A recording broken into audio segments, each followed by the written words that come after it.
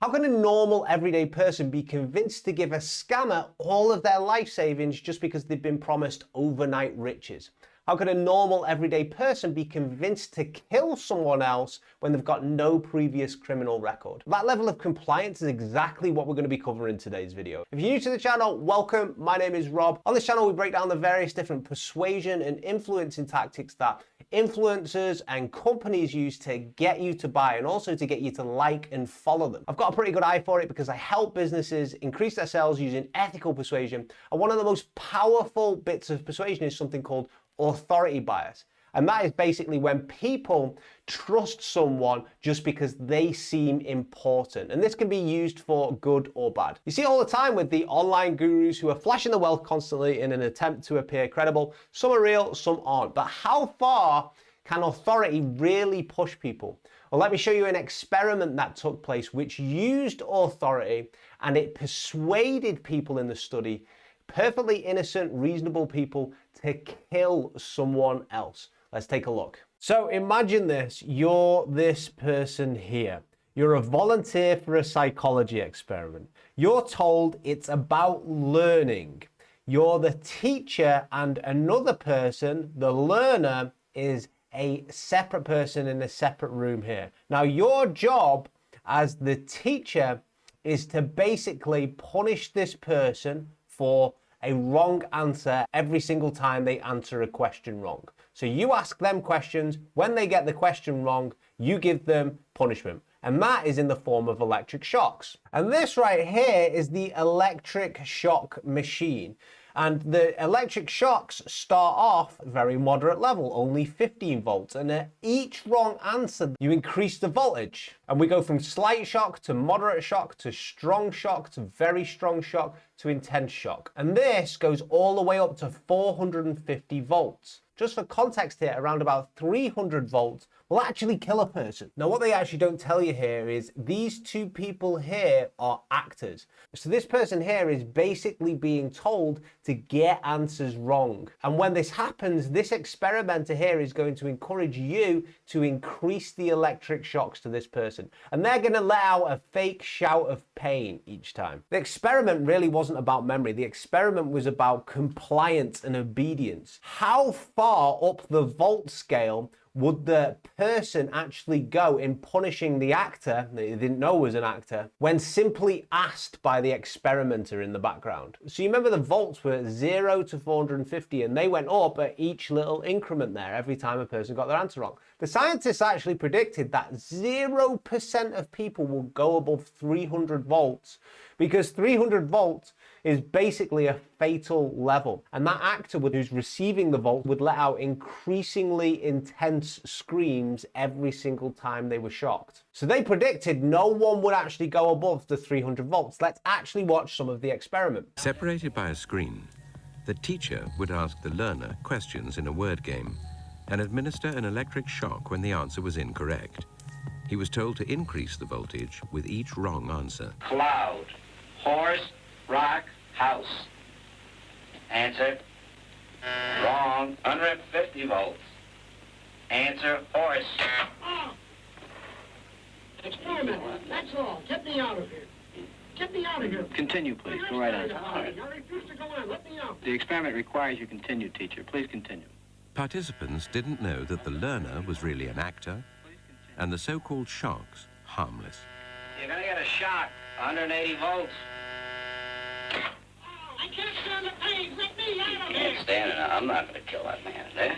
I mean, who's gonna take the responsibility if anything happens to that gentleman? I'm responsible for anything that happens here. Continue, please. All right, next one. Slow. Walk, dance, truck, music. Two-thirds of volunteers were prepared to administer a potentially fatal electric shock when encouraged to do so by what they perceived as a legitimate authority figure. In this case, a man in a white coat. 375 volts. I think something's happened to that fellow in there.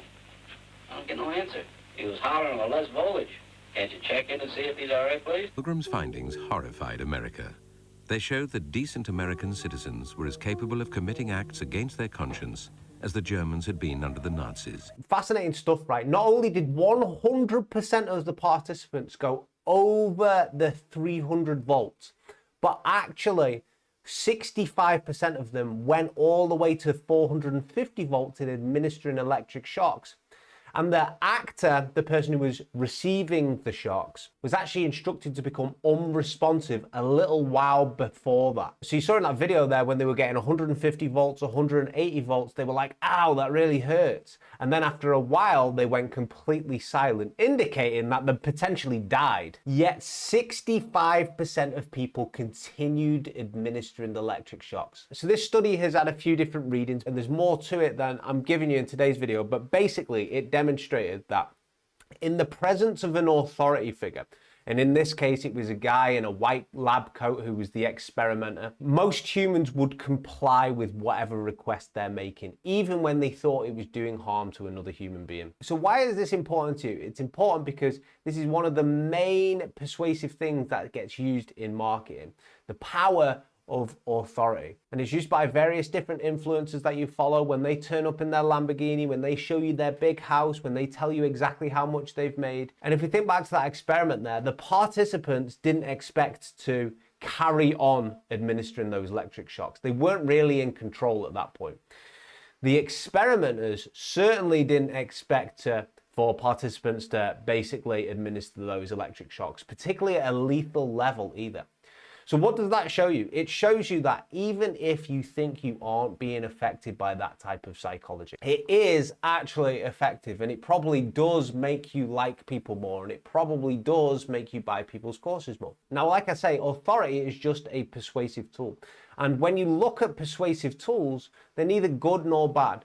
If you convince people to do something which is going to benefit them, truly benefit them, and you don't lie about the level of authority you have in that area, that, in my opinion, is fine. Now, how do you use authority ethically for your own business? Let's break down, first of all, what ethical persuasion is and what unethical persuasion is.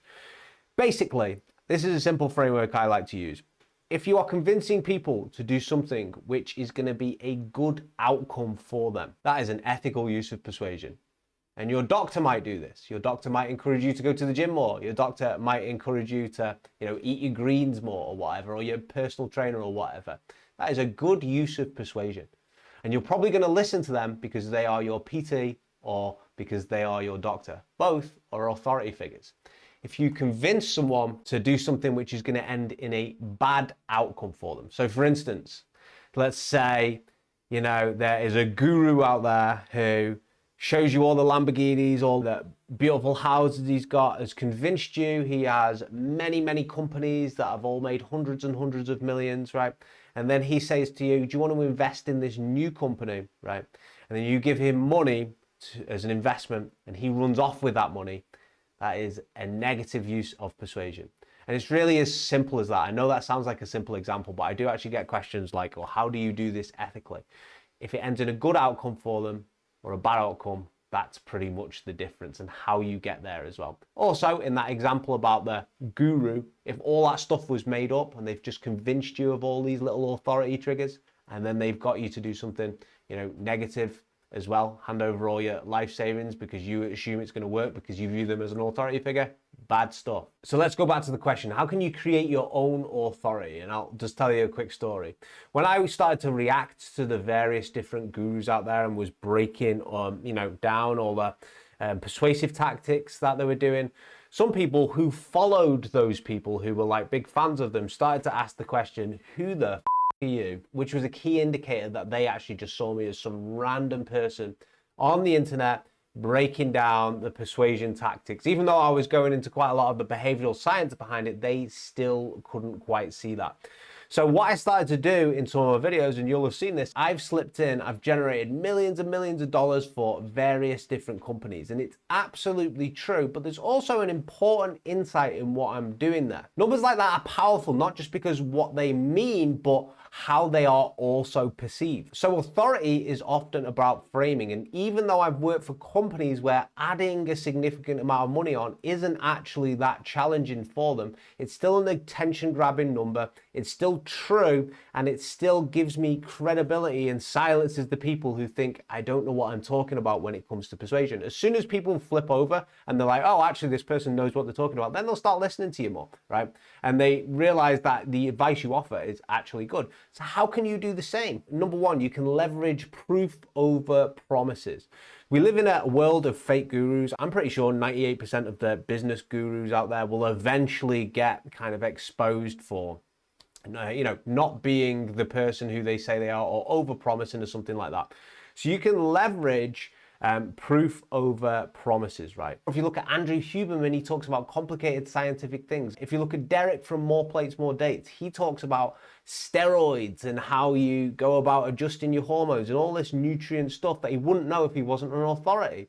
I like to talk about scientific literature when it comes to persuasion and behavioral science and things like this. Stuff I wouldn't know if I wasn't an actual authority. It's very hard to fake that stuff, right? Because you still have to learn it even if you were going to fake it. So that's number one. Number two is you can borrow credibility from other people. If you cannot get a big name for yourself and you really can't think of any skills that you've got, do you know somebody or somebody in the vicinity of you who you could perhaps borrow credibility from? There is something called authority by association. So when you see celebrities advertising their favorite new lipstick, or you see a celebrity advertising their favorite aftershave or whatever, Chris Hemsworth advertising Hugo Boss, that brand takes some of his authority there and they can use it for themselves. But you also see influencers sharing various different podcasts with each other, because then they share the authority of each other.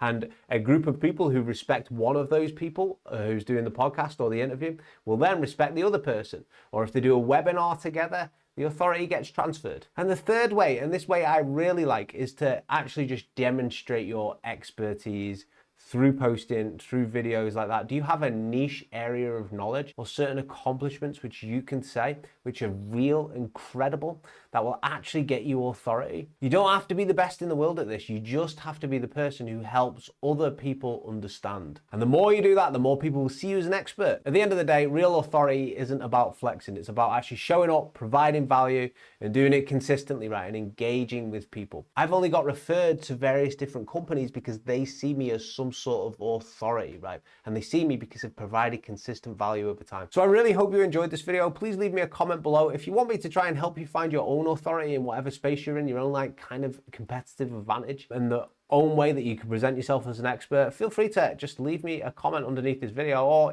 some of you guys email me, some of you guys reach out to me over DMs, but I love to hear it. I hope you enjoyed this video. Take it easy and have a great week.